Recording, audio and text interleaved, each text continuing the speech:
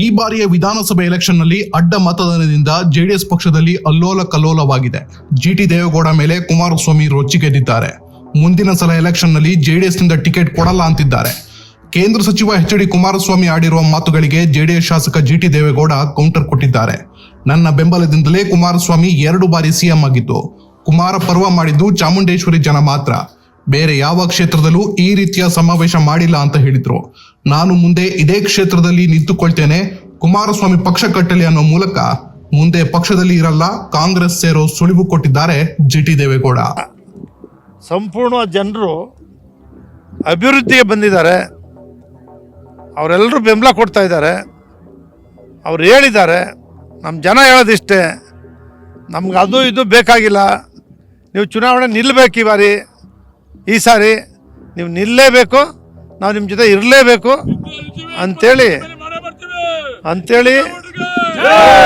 ಪ್ರತಿಯೊಬ್ಬರು ಕೂಡ ಅವರೆಲ್ಲರೂ ಕೂಡ ಏಕೈಕ ಗುರಿಯನ್ನು ಇಟ್ಕೊಂಡಿದ್ದಾರೆ. ಅದು ಬಿಟ್ಟರೆ ರಾಜಕೀಯ ನಾನು ಯಾವುದು ಕೂಡ ನಿಮಗೆ ಗೊತ್ತು, ನಾನು ಮೊಬೈಲ್ ನೋಡೋಕ್ಕೆ ಬರೋಲ್ಲ, ಯಾರು ಫೋನ್ ಬರುತ್ತೆ ಆನ್ ಮಾಡೋದು. ಈ ಕಡೆಯಿಂದ ಮಾಡ್ಬೇಕಾದ್ರೆ ನಮ್ಮ ಪಿ ಎಗಳು ಮಾಡಿಕೊಡ್ತಾರೆ. ಅದ್ಯಾವ ಇನ್ಸ್ಟಾಗ್ರಾಮ್ ಆಗಲಿ ಬೇರೆ ಬೇರೆ ಏನೂ ಕೂಡ ನನ್ನ ಮೊಬೈಲಲ್ಲಿ SMS ಆಗಲಿ ಈ ಕಡೆಯಿಂದ ಮಾಡತಕ್ಕಂಥದ್ದು ಯಾವುದು ಕೂಡ ನನಗೆ ಮೊಬೈಲ್ ಆಪ್ರೇಟ್ ಮಾಡೋಕ್ಕೆ ಬರೋಲ್ಲ ಇವತ್ತು ಕೂಡ.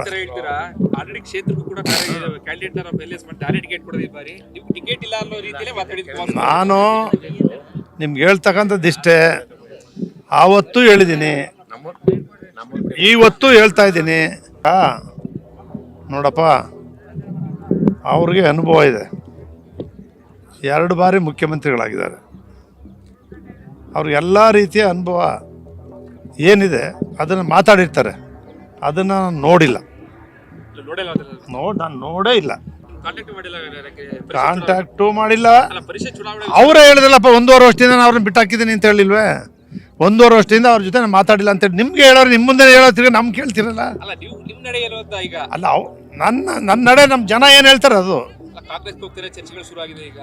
ಎಲ್ಲ ಏನಂತಾರೆ.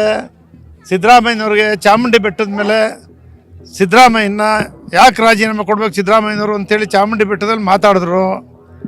ಆವತ್ತು ಎಲ್ಲ ಕಾಂಗ್ರೆಸ್ ಪರ ಹೊರಟೋದ್ರು ಅಂದರು. ಹೋಗಿದ್ದೀನಾ? ಇವಾಗ DK ಶಿವಕುಮಾರ್ ಅವರೇ, ನಾವು ಹೋಗಿದ್ದೀನ ಮುಖ್ಯಮಂತ್ರಿಯಾಗಿ 1 ದಿವಸ ಕೂಡ ಒಂದು ಮೀಟಿಂಗಲ್ಲಿ ಇದ್ದರು.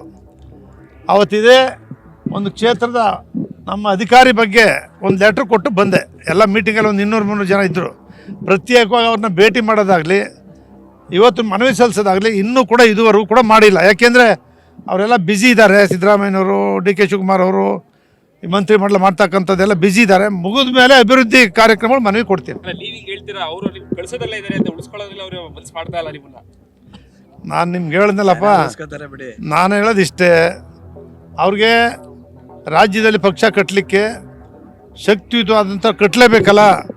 ದೇವೇಗೌಡರು ಸುಮಾರು 50-60 ವರ್ಷದಿಂದ ಜಯಪ್ರಕಾಶ್ ನಾರಾಯಣ ಅವರ ನೇತೃತ್ವದ ಜನತಾದಳ ಪಕ್ಷವನ್ನು ಕಟ್ಟಬೇಕು ಅಂಥೇಳಿ ಕಟ್ಟಿದ್ದಾರೆ. ಅವರು ಮುಖ್ಯಮಂತ್ರಿಯಾಗಿ ಪ್ರಧಾನಮಂತ್ರಿಯಾಗಿದ್ದಾರೆ. ಕುಮಾರಸ್ವಾಮಿ ಅವರು 2 ಬಾರಿ ಮುಖ್ಯಮಂತ್ರಿಯಾಗಿ ಈಗ ಕೇಂದ್ರದ ಸಚಿವರಿದ್ದಾರೆ. ನನಗೂ ಕೂಡ ಒಂದು ಸತಿ 8 ತಿಂಗಳು, ಇನ್ನೊಂದು ಸತಿ 12 ತಿಂಗಳು ನನಗೂ ಮಂತ್ರಿ ಮಾಡೋರೆ. ಆ ಪಕ್ಷ ಉಳಿದಿರೋದ್ರಿಂದ ಆ ಪಕ್ಷ ಉಳಿಸೋ ಕೆಲಸವನ್ನು ಅವ್ರು ಮಾಡ್ತಾರೆ.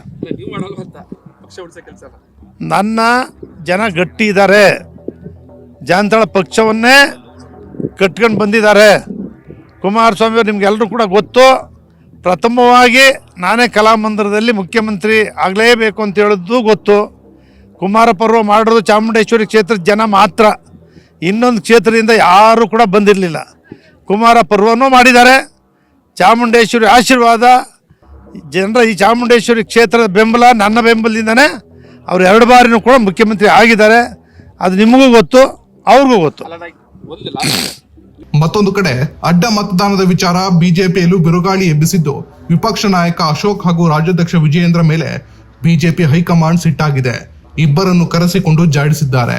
ಈ ಮಧ್ಯೆ ಕೇಂದ್ರ ಸಚಿವ ಸೋಮಣ್ಣ ಹೈಕಮಾಂಡ್ ನಾಯಕರನ್ನು ಭೇಟಿಯಾಗಿದ್ದು ದೊಡ್ಡ ಬದಲಾವಣೆಯ ಮುನ್ಸೂಚನೆ ಕೊಟ್ಟಿದ್ದಾರೆ. ಹೇಳಿ ಸರ್.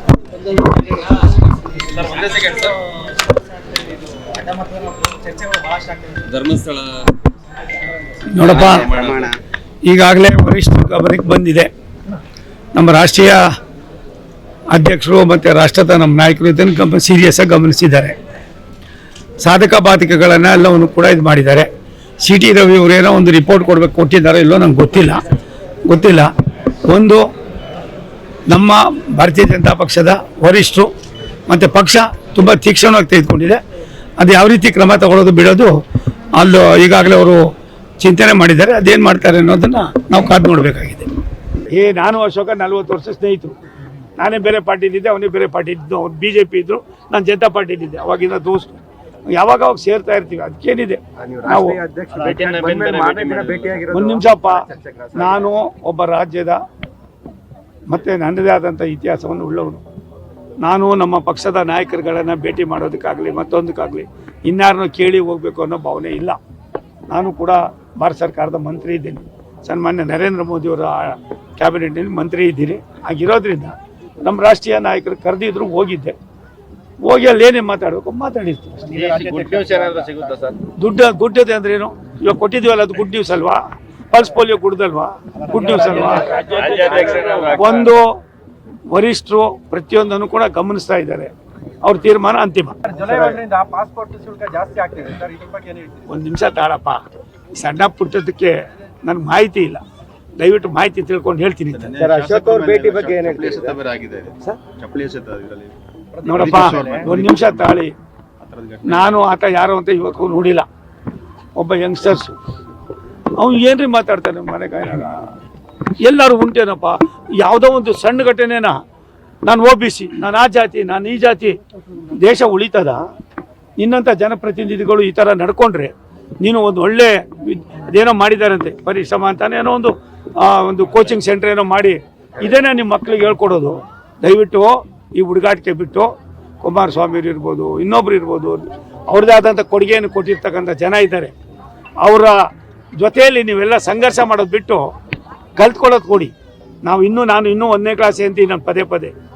ರಾಜಕಾರಣ ಮುಳ್ಳಿನ ಹಾಸಿಗೆ, ಭಾಷೆ ಎಲ್ಲಕ್ಕಿಂತ ಕೆಟ್ಟದ್ದು.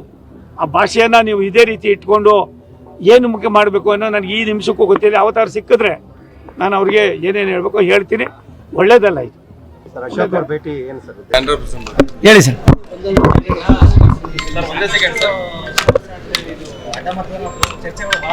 ಧರ್ಮಸ್ಥಳ ನೋಡಪ್ಪ, ಈಗಾಗಲೇ ವರಿಷ್ಠ ಗಮನಕ್ಕೆ ಬಂದಿದೆ.